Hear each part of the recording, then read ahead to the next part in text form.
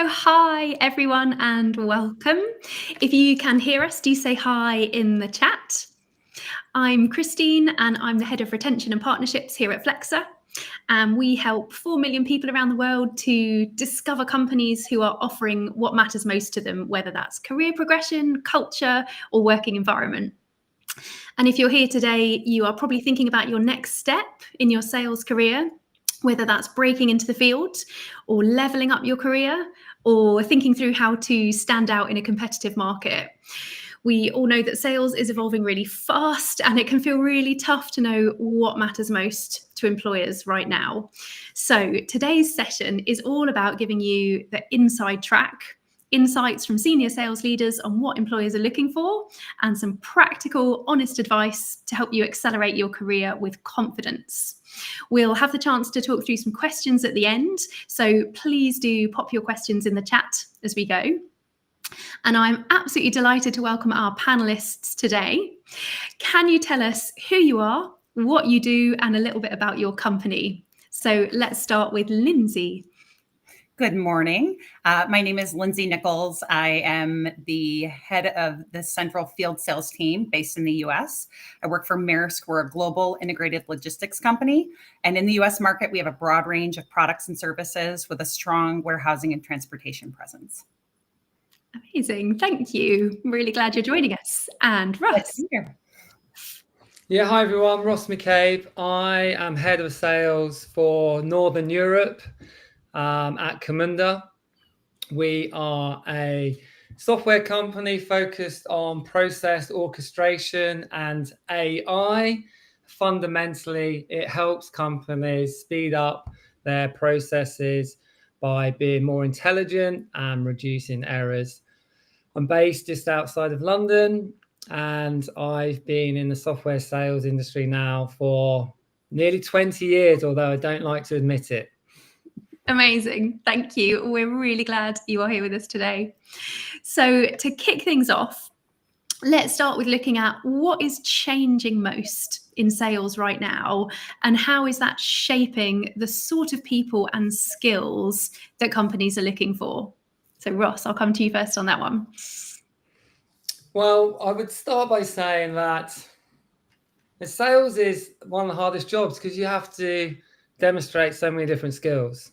And the skills do evolve and change slightly, but fundamentally, they're always going to remain the same in that you have to focus on the customer. So, and that will change and continues to change as customers these days are more and more informed. They can do more and more research. The marketplace is more and more competitive. So that's the piece that I've seen shift a lot, is how best salespeople really align to understand and listen to their customers first before diving straight into doing a pitch or selling the services or products that they have without even understanding if there's a need or a pain for those particular services.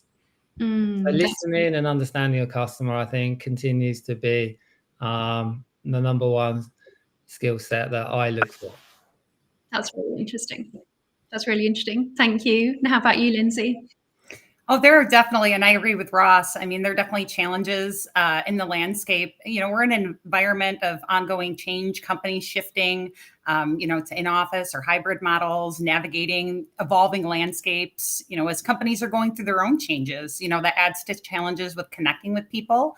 We really focus on being agile to accommodate our customers' potential fluid business models. And we really look for people that embody our core values as a company, which is constant care, humbleness, our people, uprightness, and our name.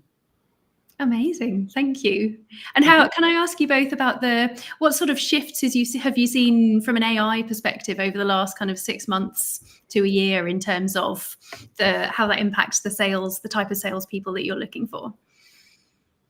I think we see that does impact the opinions, I guess, the point of view that customers have. There's more information, there's more data out there, and it's easier for them to maybe consume all of that information and that data, but doesn't necessarily mean that they're aligned correctly to the most accurate and up-to-date view of either their challenges and the problems that they're trying to solve, but also the solutions that are available. So AI can be definitely a really powerful thing, but you have to really challenge and make sure that your research into a particular company or into a particular product or service that you're doing is also not just influenced by an echo chamber of just one sense of opinion or point of view. So that's where working and using other insights and information, like speaking to customers, real life customers, so case studies. I always point my team and my customers to go and talk to our other customers, because they're more informed and going to give you a real life, I guess, review of our capabilities, our service, and our products. That's really interesting. I think that trusted advisor piece is really interesting, isn't it? Of not just people who are closing deals, but how do you really partner with people who are thinking about partnering with your company and actually, exist in that trusted advisor space? Yeah, it's a difficult one, because when people start in sales, they think that, their job is to sell and promote and evangelize their own service or product. But it isn't really about that, because they can read that on the website. They can go and learn that information themselves, or they can use AI and chat GTP to give them that information. Your job really is to guide them. It's really there to be that advisor, and you can only do that if you understand what's important to them first. And you can only do that by listening and asking them questions before jumping to any conclusions. Yeah, absolutely. And we've got people here from all sorts of different career stages joining us today, thinking about the people who are just starting out and they're kind of interested in building a career on the commercial side of a business. What would be your advice for some of the best ways to start a career in sales, Lindsay? If you're just looking to start out in sales, I would recommend focus on getting experience with customer-facing initiatives. Sales is all about people. It's all about relationships. And the more exposure you can get to working with and engaging on customer-focused initiatives and programs, the more you can build your experience and be able to speak to your achievements and build on those interactions that you've had. Amazing. Ross, anything to add for you on that one? It's a journey like any other career. I would say it's sales, educate them and learn the trade, really. And there's a lot of resources out there to do that. It is a profession, although it probably doesn't necessarily get the recognition it deserves as a profession, but it certainly is one. Maybe you don't get the same, training as a lawyer or a doctor, but fundamentally, I would start by kind of learning. Then there is a lot to learn. There's some great sales books, methodologies out there that you can go and start and research and learn. It isn't the gift of the gab kind of career that maybe it was 30, 40 years ago. You've got to take it really seriously and understand all the different components. So educate yourself on sales and sales methodology would be my first tip. And then second thing is practice, because everyone has an element of sales in every job that you do today. So I talk to all of our employees at Camunda all the time, and fundamentally we all play a role in selling something at some point. It's about influencing people, and you can do that and you can practice that in whatever job you're doing now, not even work. You can practice that in life, so in your relationships, in your friendships. So educate yourself and practice are the best two places to start. Amazing. I think that willingness to learn does sit at the heart of so much of it, doesn't it? That curiosity, because I think that's in terms of how you learn that profession, but I think that skill will also be the thing that sets you up for success, actually, of curiosity about your customers, curiosity about markets, curiosity about the problems you're solving. It's, a lot of trust is built on that.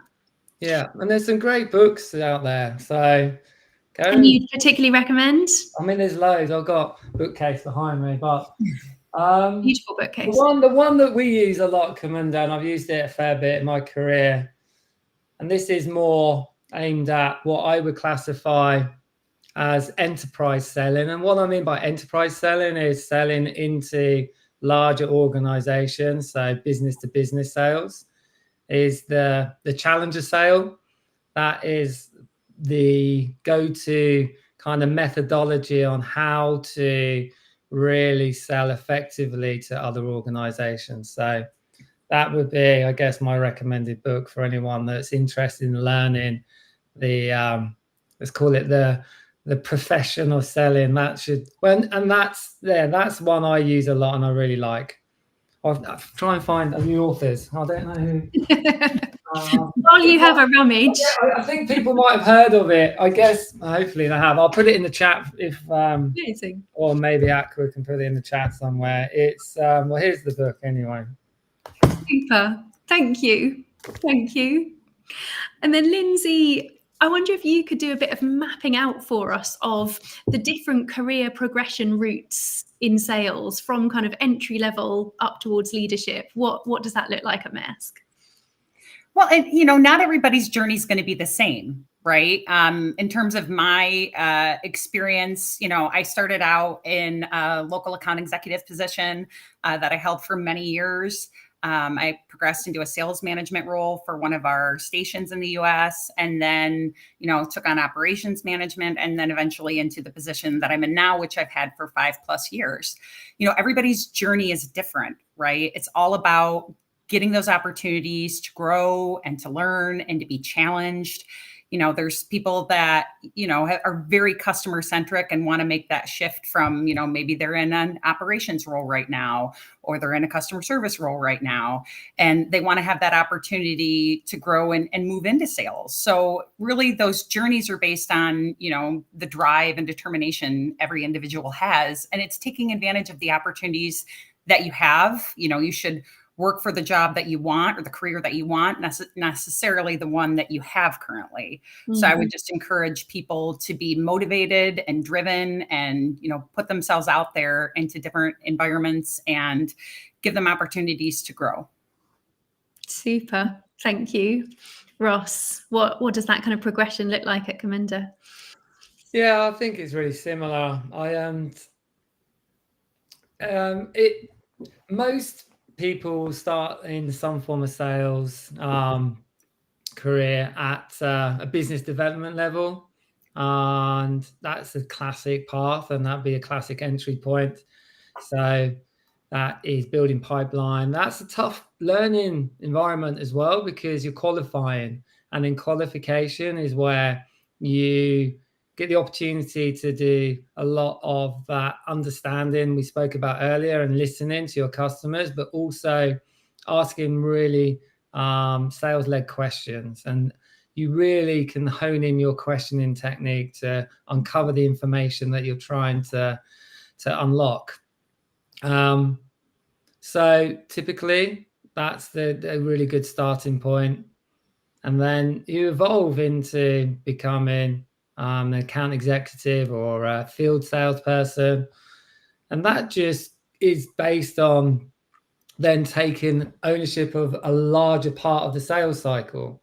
So the qualification is one part and a really important part of the sales cycle.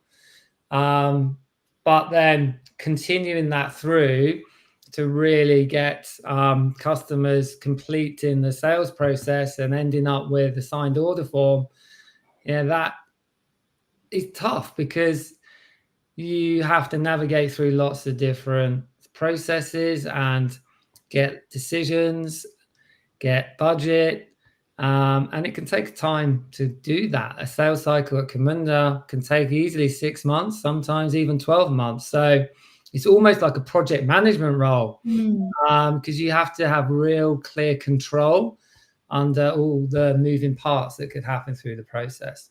So yes, then account executive, and then we have different grades, I guess, based on the size of accounts, the number of accounts, the countries and industries that you work on. So we go from enterprise up to strategic level.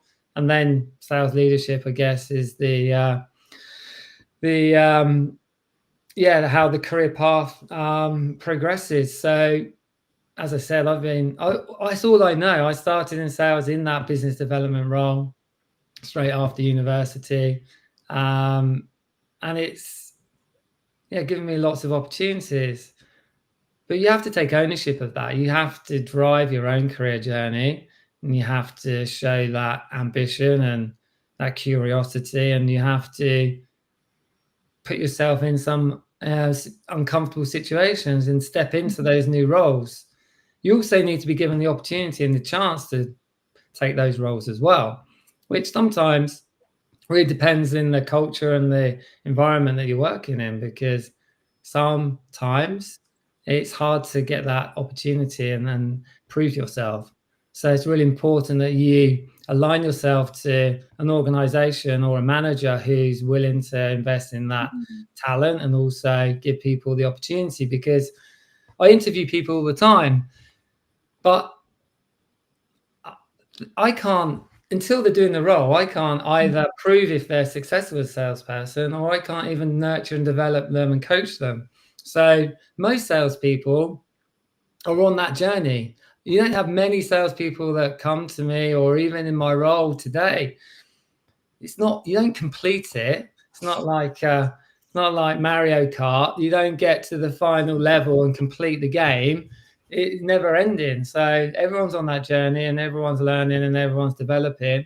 And the worst thing I can do as a sales leader is judge people based on what they're currently doing and not giving them the opportunity to prove that they can do something else. There is such enormous power, isn't there, in being in uncomfortable situations. That is where the really, really intense learning happens, if you can frame it like that. Yeah. And that's where you see the best opportunity to learn, but then you can really learn a lot about people's ability to perform in those scenarios, because there were always going to be uncomfortable situations. And particularly in sales, you get exposed to those maybe more than other roles, because you're right in the front line. So that's why it's great to give people those opportunities and see how they adapt. And it's great when they succeed and they prove themselves. And I think it becomes really addictive. And that's why people stay in sales so long, because it's kind of that feedback loop that you've achieved something in a particular situation and you've got the results, and you do get immediate feedback in sales, that's for sure. So you have to be able to deal with the feedback, both positive and negative. But then high performers tend to, embrace feedback and then use that to improve and learn for next time. Yeah. It's that learning piece, isn't it? So thinking about some of those opportunities and thinking a little bit about what sort of sometimes two different sides of a revenue structure within an organization, the kind of customer success versus business development, account management, account execs. What's your advice for someone who is sort of established in one of those pathways, but looking to explore moving across to the other? Ross, I'll start with you on that one. Yeah, we see that, and we have definitely examples of that. Some of the skills are really transferable. So it's first thing is really making that clear and known to the leadership or the managers of the sales department or the teams that you're interested in moving into. I think sometimes I open a job and then people apply out of the blue. I'm like, oh my goodness, I didn't know you'd be interested in this role. You've never mentioned it to me. So I think the first thing is be vocal and public about your ambitions and really amplify that. Use your network and your relationships to demonstrate your ambition, and that when and if roles come up, that you're going to be really interested. And then you've got a head start. Second part of that is the mentoring, because it gives you ability to turn up and show that you're seriously committing time and effort outside of your day-to-day responsibilities and learning, as I call it, the trade or the profession. and having a mentor, someone either internal or external, that can guide you through an interview process and give you really good assistance on what skills are sales managers looking for. So that would be so first, be really public and share your ambition. 2, get a mentor.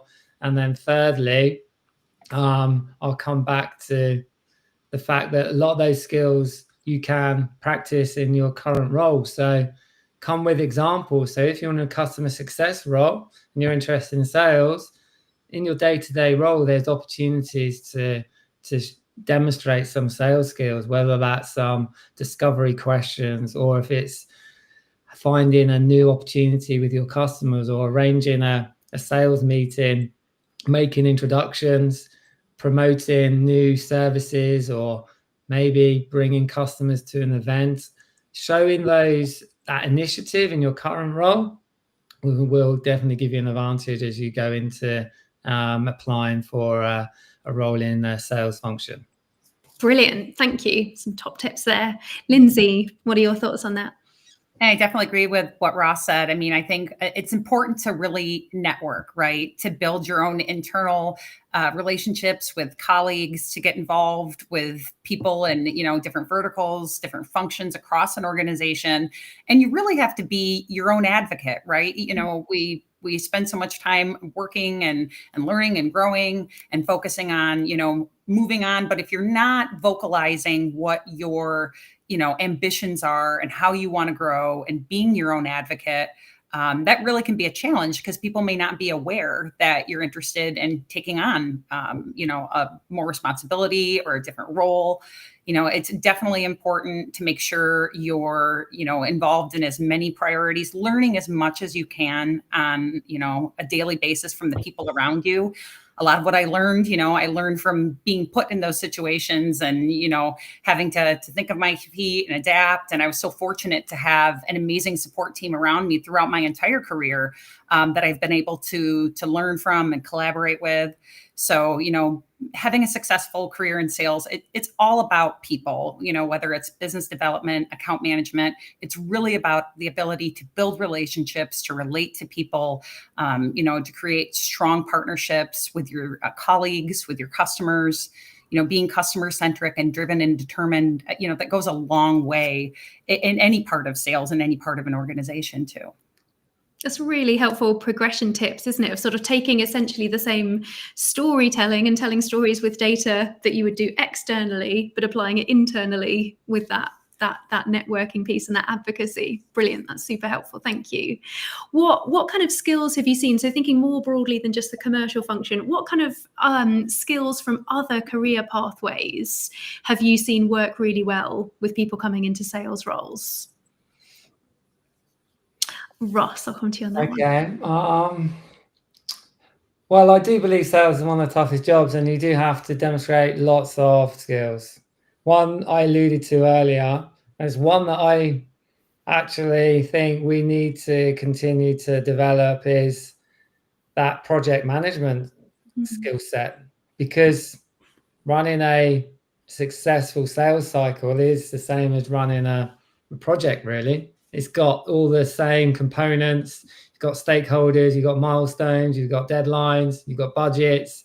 So effective kind of orchestration and management of that as a project, and understanding where your gaps are, how to delegate, how to really drive progress from one week to the next, is a very, very important skill in sales. And the best salespeople definitely have that strength.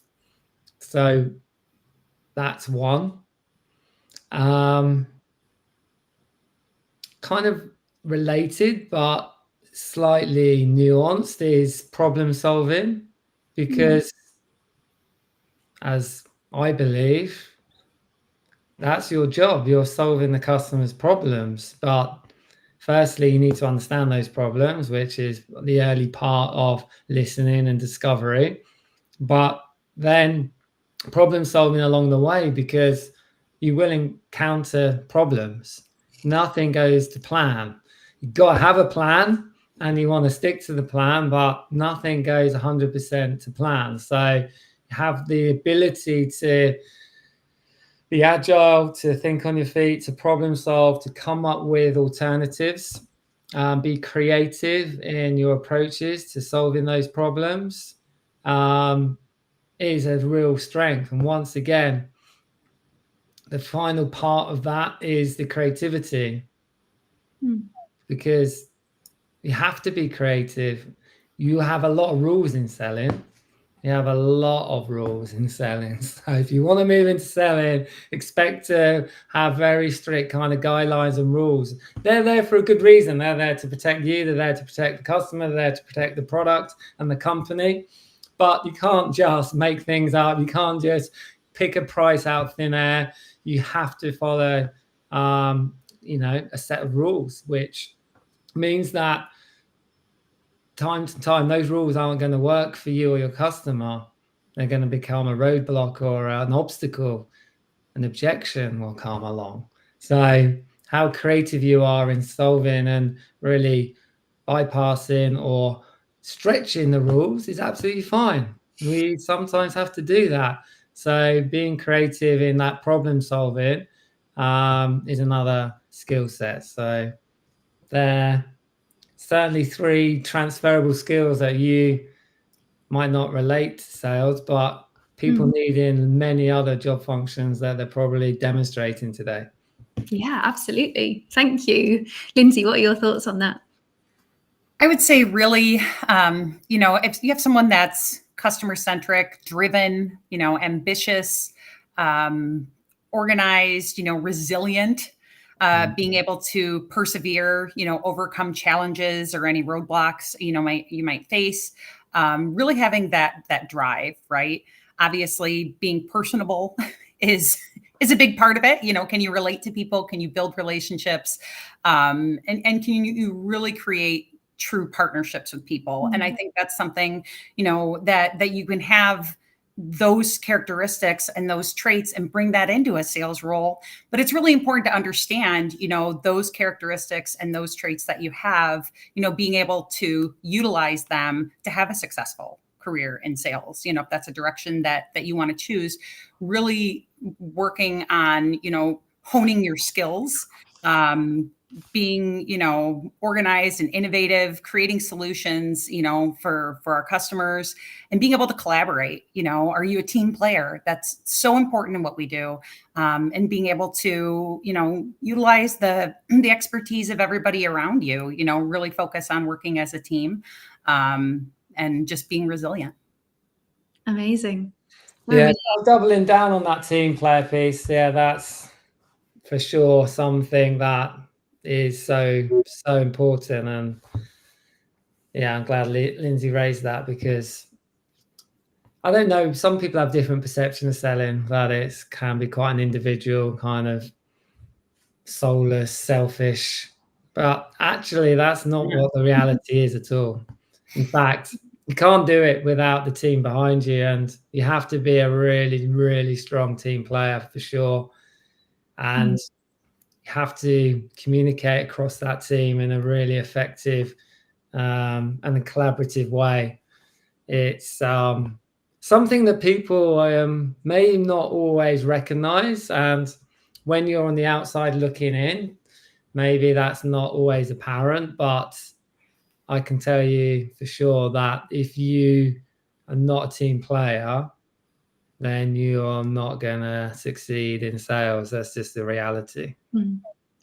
I think it's so interesting again, isn't it, that the same skill sets internally are what is helpful externally, because essentially you need to become a team player with your customers. So you can't be sort of, it can't be a win-lose. It needs to be a win-win. You need to come on the same side of the table, problem solving together. And that's where the magic happens. Yeah.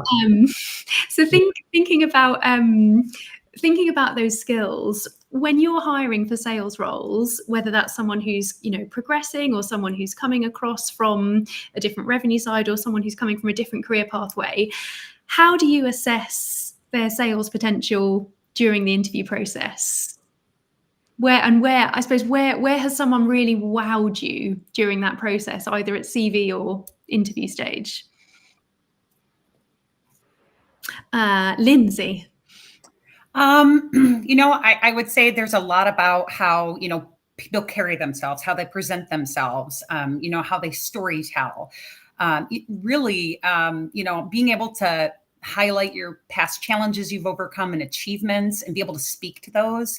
In sales and, in an interview, you're really selling yourself in that process. And you really have to be able to highlight your skills and your achievements and what you're capable of doing. And to be able to say, these are the challenges and obstacles that I encountered, and this is how I overcame them. And being able to talk about what you learned and solutions that you created for, your customers and what the result was of that, right? Highlighting your collaboration, highlighting, your part and how you worked with different teams, in different verticals across your company, and to be able to kind of give an entire approach to how the solution was prepared or how the sale was made, and to be able to talk about that in a level that's engaging, right? If you can really present yourself in a positive, environment, be able to say, hey, these are the challenges that I encountered and this is what I overcame.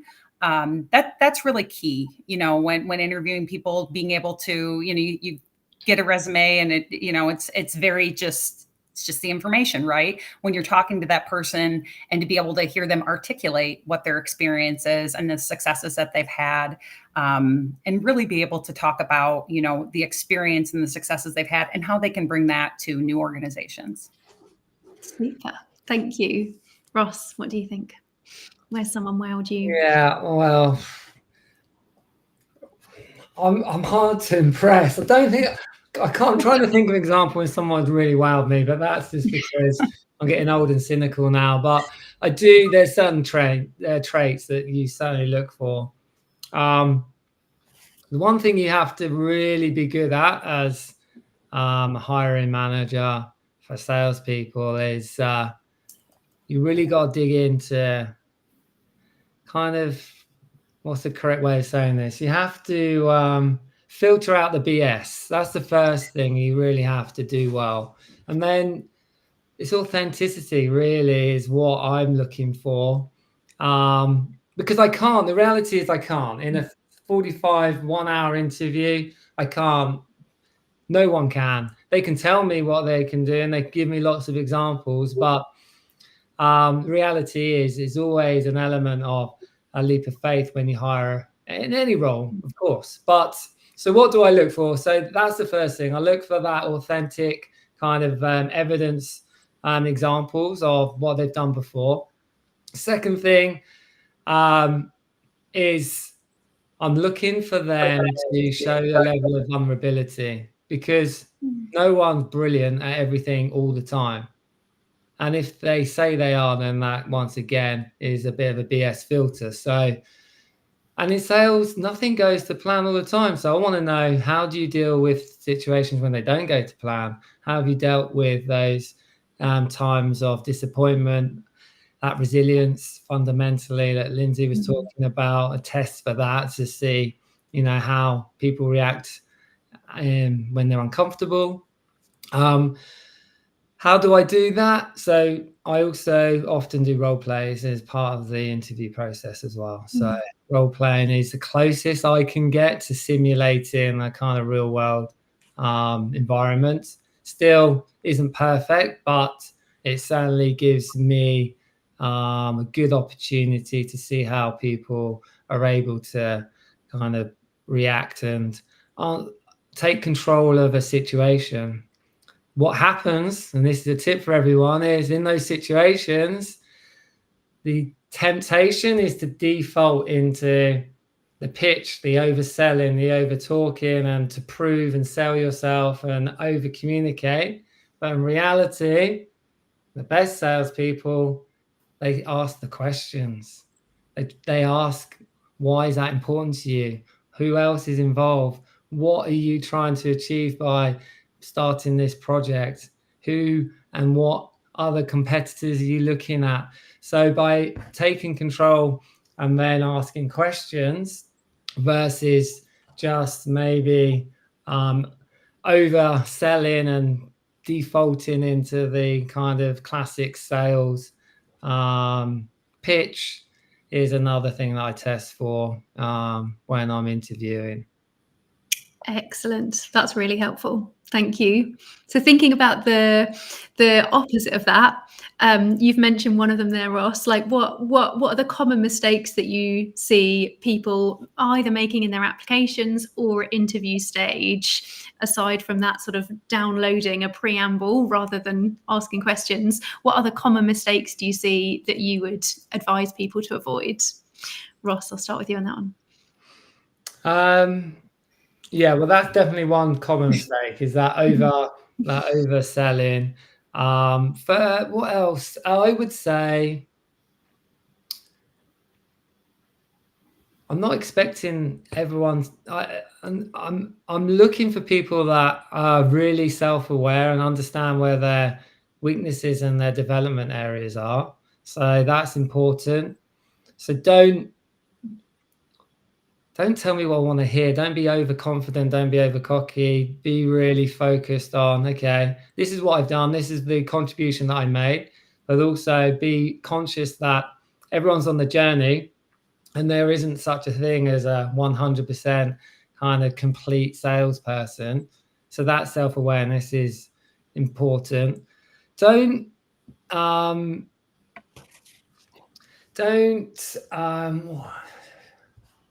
What else don't do?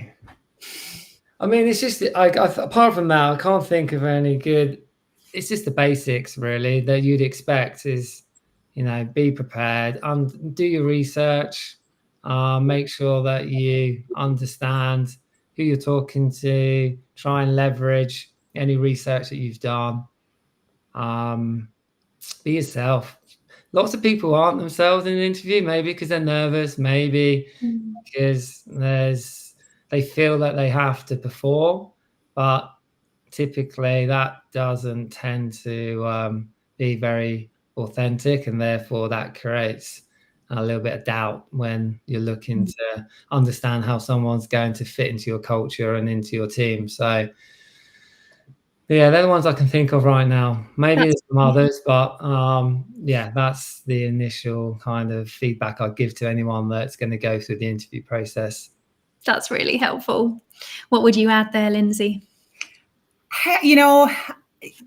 People really understanding, coming into the interview process, understanding the position that they're interviewing for, the company that they're interviewing with. It's important to understand what the role entails, coming to this position. So you have questions.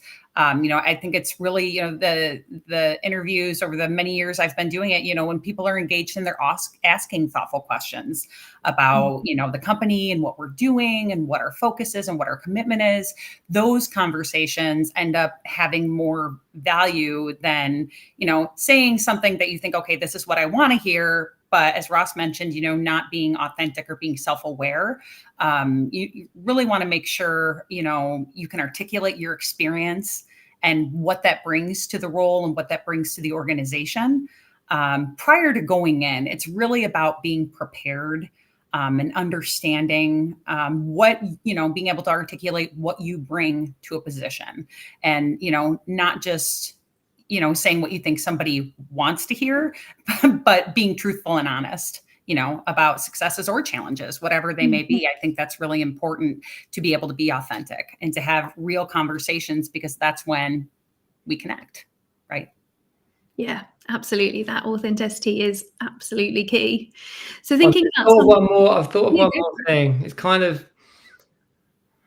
you get two extremes. You get people that are that over prepared. So what happens is they will create a slide deck and they will put a lot of content and they will want to tell their story, which is good. We want preparation and we want you to be able to come with a narrative and a story. That's great.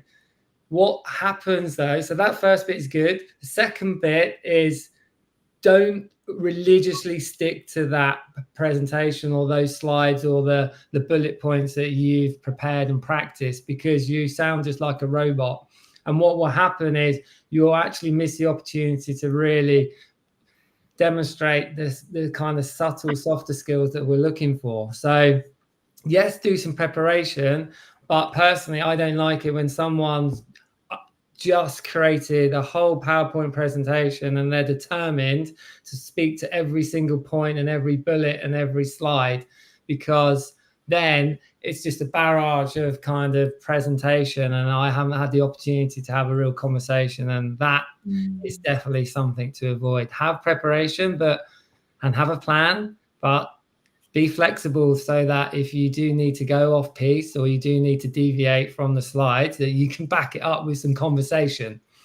Yeah, great advice. Really helpful. Thank you both. So thinking about someone starting that new role, they've got through the interview, they've done their prep, but not too much prep, and they're starting a new role. What are some of the ways that you've seen people really set themselves up for success in the first few weeks and months of a new role? Lindsay? I would say definitely, being a sponge from day one, right? Learning from everybody around you.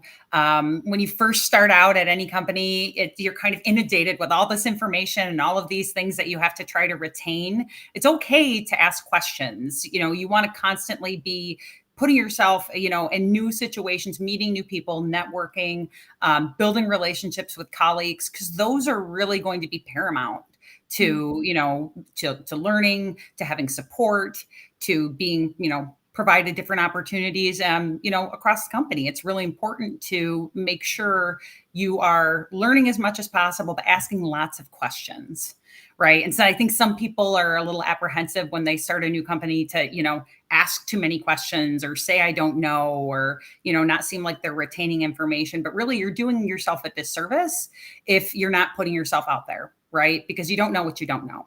So I think it's very important, to be open.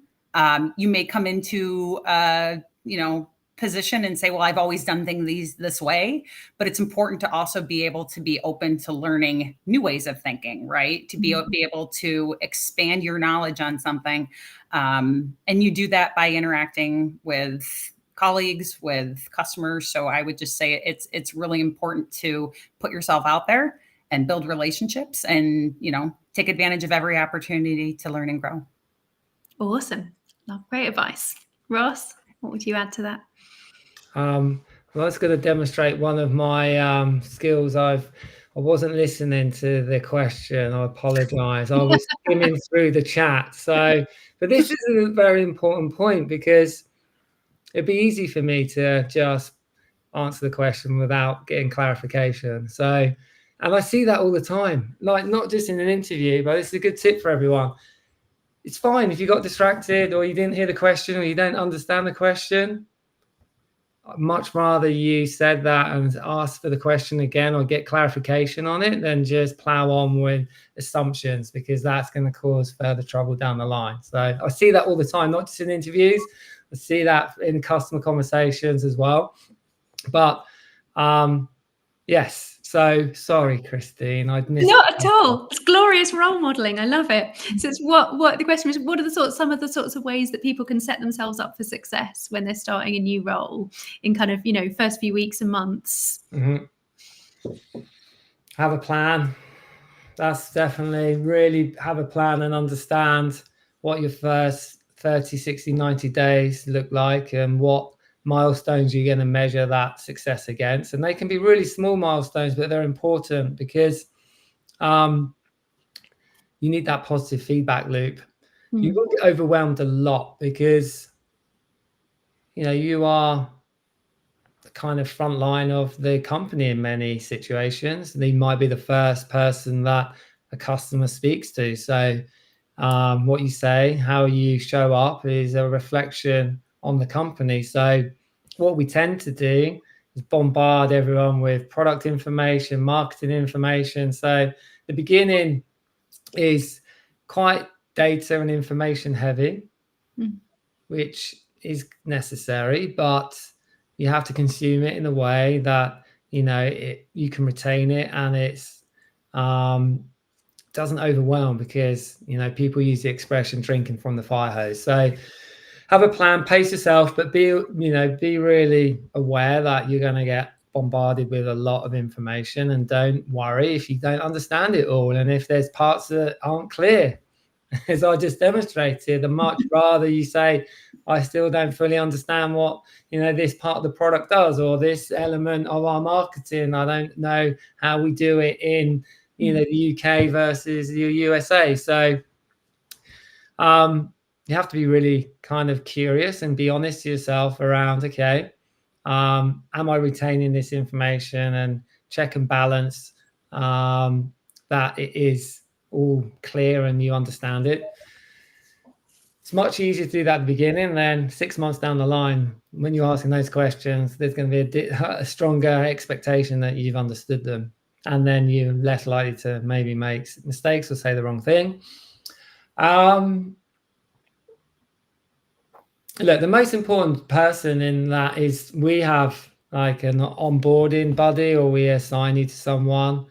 So building that partnership, building your relationships internally, building your network.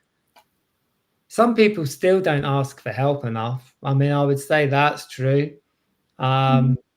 People don't like asking for help. I don't know why, but I would say always ask for help, but then be helpful yourself, so that you are demonstrating your ability to be a team player, support those around you, which you can still do even when you're new. What else would I say? Success. I mean, the reality is, it's success is how do you measure it, right? You're going to have targets, and you'll have all these other metrics when you move into sales, or if you're in sales, you know that already. And we often measure success just on those numbers, but you have to have your own kind of personal kind of measurement of success as well. And so you need to be really clear on, those achievements, whether it's your first meeting, whether it's your first deal that you've closed, whether it's you've been, stood up and done a presentation in front of, 500 people, or doing a webinar, whatever it is, right? You need to kind of have those personal wins along the way as well. Brilliant. Thank you. So wrapping us up before we take some questions from the audience, and if you've got any questions that you haven't asked, do feel free to pop them in the chat. If you could rewind the clock and take yourself out for a coffee chat when you were at the start of your career, what's the one bit of advice that you would give yourself? Ross. Gosh. I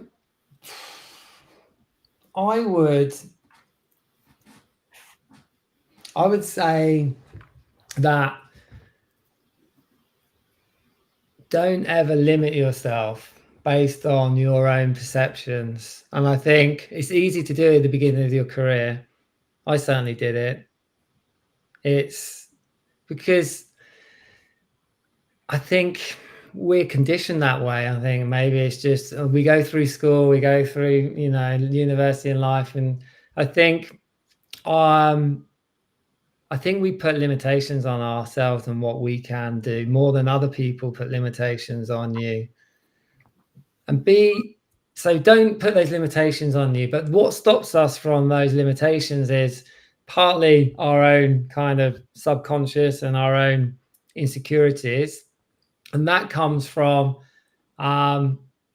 maybe fear of failure, fear of being uncomfortable, fear of maybe looking stupid in front of people and failing.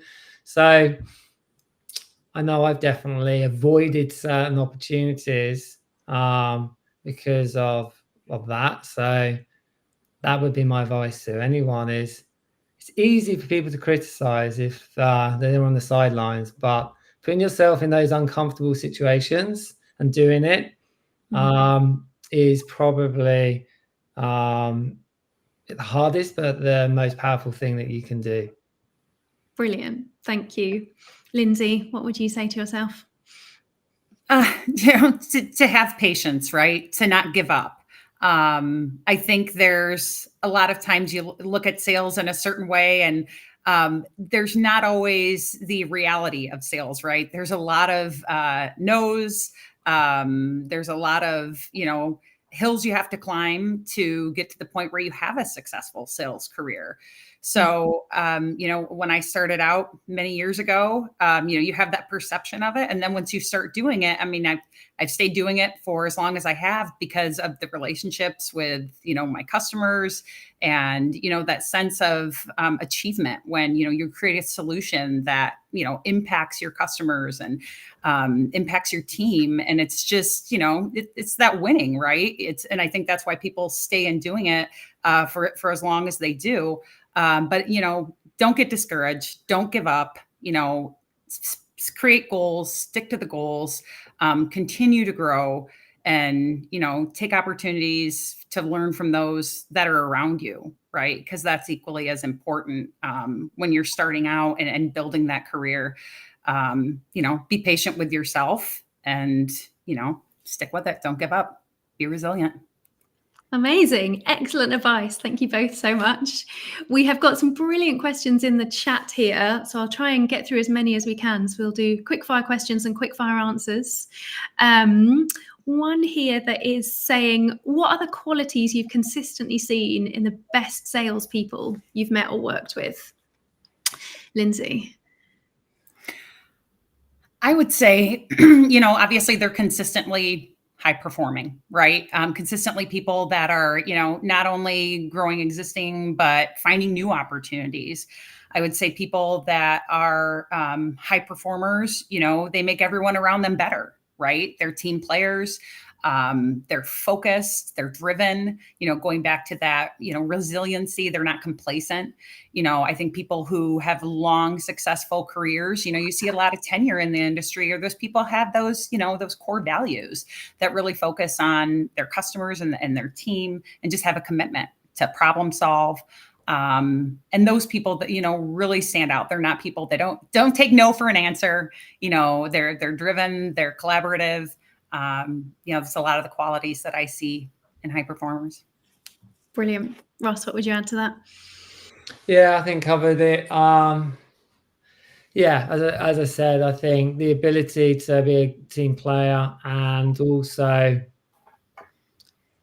that being authentic and understanding and always looking to improve, taking the feedback, understanding where your gaps are. I think in any career, they tend to be the people that consistently perform and grow. Super. Thank you. And we've got a question here. What's the best way to gauge whether you're better fit continuing evolving as an individual contributor versus building and leading teams? I think that's a really interesting one for sales. Ross, what would you say for that? I think it's your motivation that will change. I was an individual contributor for quite a long time. And I had opportunities to move into a management role a few times. Maybe I wasn't quite ready. It's a great question because I think it's very individual, but fundamentally, the skill sets are very similar. It's just the application of them is different because it's not so much about driving individual success and owning your own destiny with maybe one or two accounts or one or two customers, one or two opportunities. It's kind of stepping up and being able to do that at scale across a larger team and understanding how you can have a positive impact on more people. And the biggest kind of shift to gauge when you're ready to make that is on your motivation. So your motivation, reality is, it's about really making a difference, helping and developing other people versus the kind of financial reward. You'll probably find on average that as an individual contributor, you might have the opportunity to earn more money, believe it or not. It can happen quite often. as a kind of in a leader role, you shouldn't be doing it for the money. You should be doing it for other reasons. And I've grown so much as a person by being a manager. So I would say you'll know when the time is right, because your motivation will shift. It's not so much about the skill sets or the fit. It's about motivation changing. Brilliant. Thank you. And we'll try and fit one more in. There's a question here around thinking about those entry-level SDR, BDR roles. What makes somebody stand out? What do you look for in that kind of entry-level candidate, and what makes a CV really stand out, or what makes it less attractive? Lindsay? For an entry-level position? Yeah. I would say, being able to highlight the experience that you've had, right? Be authentic, be, realistic, especially an entry-level role, that, okay, these are the qualities that I bring and the characteristics that I bring. And looking at resumes, it's important to highlight, not only you're just looking at, obviously, your work history and any educational experience, but also any other organizations or initiatives you've been part of, right? Really highlighting what those, core strengths and what you bring to a company is. I would say, something that would be less attractive would be limited or no information. I mean, sometimes, not a lot of thought may go into preparing a resume, but it's really, your business card for that opportunity. So it's important to make sure you're highlighting the achievements that you've had, from work or school or organizations you've been part of. I think it's really important to display any type of interaction that you've had that could be positive for a company. Amazing. Ross, anything you want to add on that? Yeah, I mean, standing out on the CV is hard. There's no denying that. This is where the creativity comes in. Fundamentally, everyone's got something unique about them. Everyone's got that little kind of magic dust. So, and you need to get that across and call that out. Often that isn't work related, or isn't in even kind of experience related. Stand out by telling your story. What makes you special? What makes you different? That's where I think in a CV, if you follow the standard format, then it's much harder to stand out. So maybe if you're currently struggling with that, maybe just change the format of your CV and start at the top with something really that stands out individually about you as a person. Might grab the attention. You need to do it right at the top of the CV, and it has to be in the first paragraph. So that would be my advice: is don't follow the standard format and don't follow the herd. Brilliant. Super. Well, that brings us to the end of the webinar. Huge thank you to Ross and Lindsay for sharing your insights and your advice and your experience. And thank you so much to everyone who's joined us today. I guess whatever stage everybody is at, it sounds like, there's recurring themes around curiosity, teamwork, empathy, that stand out across all of those, whatever stage people are at in their career. You can find out more about Maersk and Camunda on flexer.careers. You can search for companies there who've got a culture and a career progression and benefits that work for you. And whatever stage you're at in your journey, keep learning, take that next step. Don't be afraid to put yourself forward. Thank you so much, everyone, for joining us. Thank you.